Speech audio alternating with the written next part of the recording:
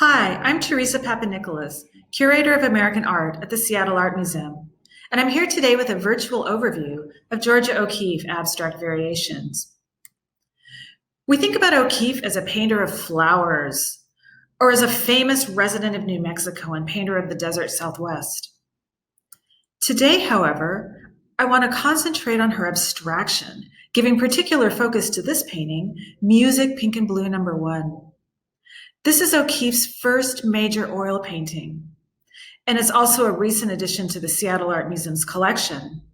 It's a fulcrum in her career. It's the culmination of an intense period of experimentation, and also the announcement of what was to come. This intense period of experimentation for O'Keeffe started in 1915 when she'd taken a job teaching art at Columbia College in South Carolina. Up until that point, she'd been going to art school and working as a commercial artist. She'd actually, in fact, attended all the best art schools that she could possibly attend, including the Art Institute of Chicago, the Art Students League in New York, and study with Arthur Wesley Dow at Columbia University. She had mastered avant-garde work and avant-garde art theory all on her own, and she'd internalized the writings of Vasily Kandinsky. She'd seen the work of Picasso. She was reading, avant-garde journals like Camera Work, and she decided she needed a breakthrough. She was pretty much stuck at this point. She was trying to figure out how she too could be an innovative artist. This breakthrough came when she was in Columbia, working alone, working in isolation. She decided to throw out everything she'd done, turn her back on everything she'd been taught, and as she put it, think things out for myself. So she dispensed with painting. She stopped painting altogether, and she started working almost exclusively in charcoal on paper. And she did this amazing series of charcoal drawings that sort of resemble natural forms, that resemble forms in nature. They're very organic, but do not represent anything that was in the world around her. In fact, these are her responses to the world around her. This is her way of finding her mode of making art through which she could express her emotions and her emotional response to not only what she was experiencing, but also what she was seeing. And so when you look at these drawings, it's almost like you can trace O'Keeffe's creative process, trace her process of finding herself, follow her hand as it guided charcoal across paper in broad and varying strokes. And here are three more of these extraordinary drawings. And you see O'Keeffe working out her artistic vocabulary, a vocabulary that included configurations like in the center, where you see these rising forms around a central void that gets reiterated again and again throughout O'Keeffe's work from thereafter. You also see a strong geometric strain in these abstractions with bold diagonals, squares and circles, jagged lines. Here, O'Keeffe is working out her response to nature, albeit not imitating forms in nature themselves. Around this time, O'Keeffe was starting to explore the connection between art and music, and especially with regards to her own art. She was taking music lessons, she was studying the violin, and she was playing the violin almost as much as she was drawing. So when she would reach an impasse with her drawings, she would take up the fiddle, as she called it, and start fiddling, as she put it. Equating the act of making music with the act of making drawings. So equating art and music. This comes to its culmination in Music Pink and Blue No. 1. She painted it in 1918 after this period of doing charcoal drawings and then later watercolor, but working exclusively on paper on a relatively small scale. Now, living in New York, so she'd moved up to New York, and thriving on the emotion or the energy and vitality of the city, she decided to try her hand at something major, and the result was this painting. Its palette, pink and blue, which is announced in its title, establishes a color key, much as a composer would establish a key for a piece of music, using a musical chord. And this pink and blue gets reiterated quite rhythmically throughout the composition, at times very intense, other times very subtle, almost like the push and pull of musical of notes in a musical phrase. Its forms, these sort of squiggly, vibrating lines appear to resonate. And I always like to think, if one were to paint a sound or visualize sound, the result would be this painting. It really appears to vibrate and resonate as if motivated by some sort of sonic force. So taken was O'Keeffe with the pink and blue theme that she took it up a second time in Music Pink and Blue #2, also painted in 1918. And here her visual vocabulary starts to intensify. So if you look at the two together, you see her forms or her lines becoming more solid, more assured. Her palette gets intensified.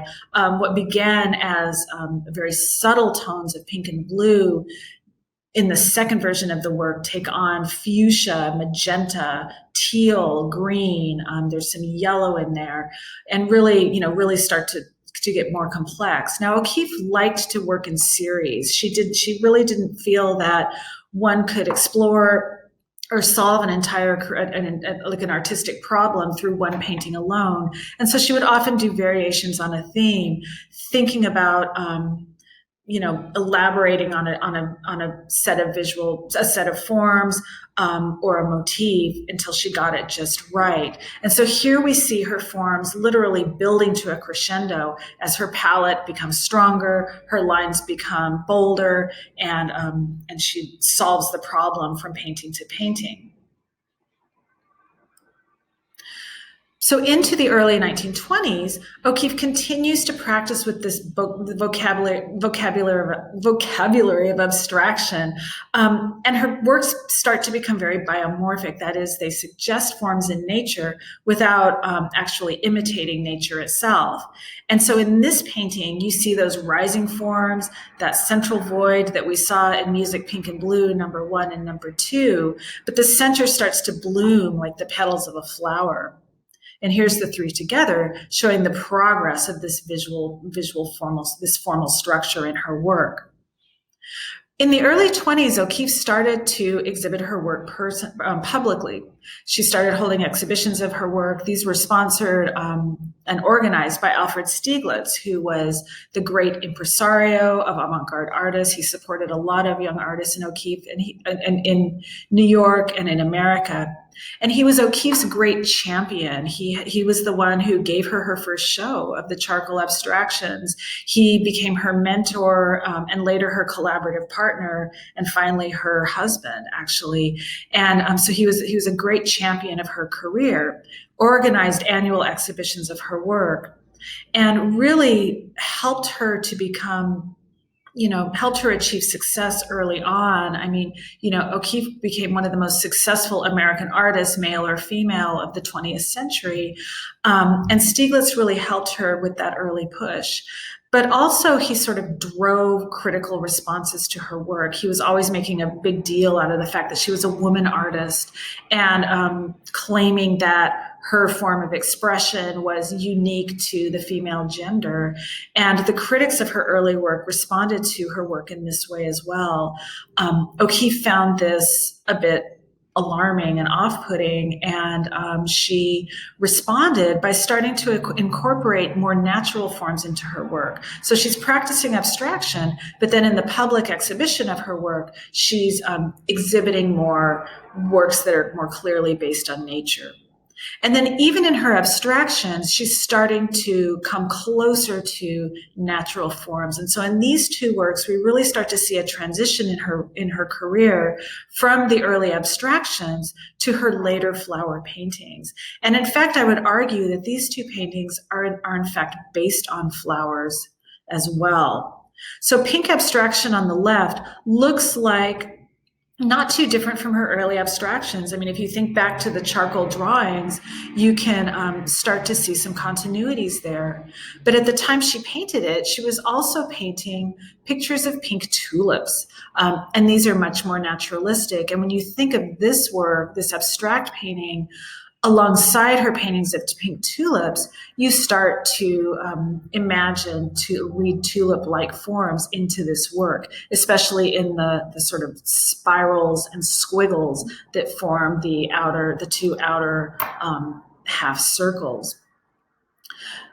The painting on the right, Gray, Blue, and Black Pink Circle, elaborates this flower theme as well, with the swirling forms resembling the petals and those vertical forms coming out, issuing from their center, resembling stamens. And from there, we can extrapolate to the flowers themselves. O'Keeffe loved to garden. She was an avid gardener. She liked to grow ever more exotic species in her gardens. And if she wasn't growing flowers in her garden, she was painting them in her studio. And these are two pictures that she did of black irises. She did a whole series of paintings of black irises. These are two.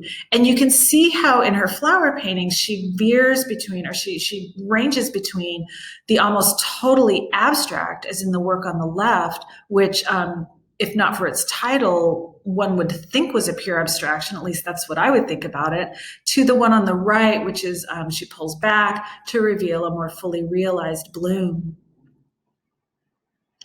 Many of O'Keeffe's nature-based works, such as Pond in the Woods on the right, closely resemble her abstractions. And here we see the very close connection between O'Keeffe's her purely abstract drawings and her more nature-based works.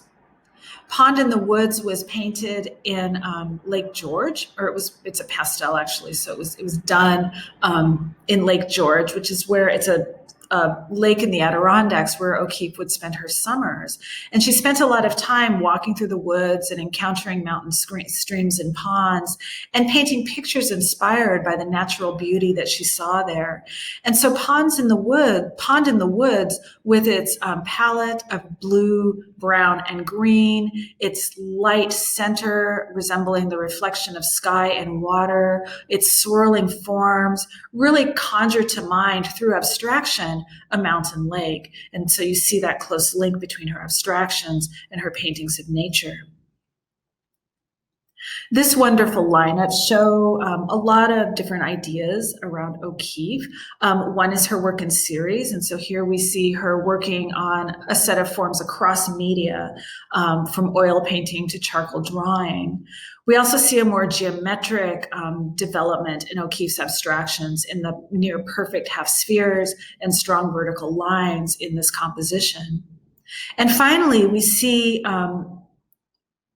sort of a abstract, a photograph by Alfred Stieglitz of O'Keeffe's hands gesturing like the spheres and the verticals in the painting and drawing in front of the drawing itself. This is a photograph by Alfred Stieglitz of O'Keeffe's hands, which that literally equates her body with her being, her practice of abstraction in her abstract paintings with the artist herself. Stieglitz's photographs of O'Keeffe are important because they underscore her abstraction. They strengthen and bolster the importance of abstraction in her career. Stieglitz started photographing O'Keeffe in 1917, and over the course of the next 2 decades, made some, hundreds of photographs of O'Keeffe.